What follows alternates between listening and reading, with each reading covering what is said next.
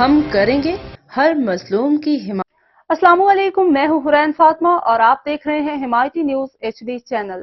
نظر ڈالتے ہیں آج کی اہم خبروں پر۔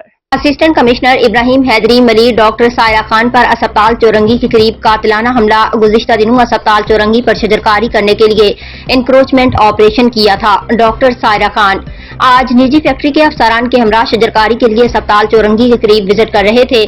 اتنے میں ایک مسلح ملزم جس نے اپنا نام اویس کرنی عرف عمر بتایا، دیگر ملزمان کے ہمراہ گاڑی کے قریب آ کر مجھے مکے اور لاتیں مارنے کی کوشش کی۔ دیگر افراد نے ڈنڈوں اور پتھروں سے میری گاڑی پر حملہ کیا، جس کے نتیجے میں میری گاڑی کا پچھلا شیشہ ٹوٹا۔ ملزم اویس کرنی عرف عمر گندی اور غلیظ گالیوں کے ساتھ مجھے دھمکیاں دیتے رہے۔ پولیس نے بروقت پہنچ کر 5 ملزمان کو موقع سے گرفتار کیا ہے۔ اسسٹنٹ کمشنر کی مدعیت میں مقدمہ درج کیا جا رہا ہے۔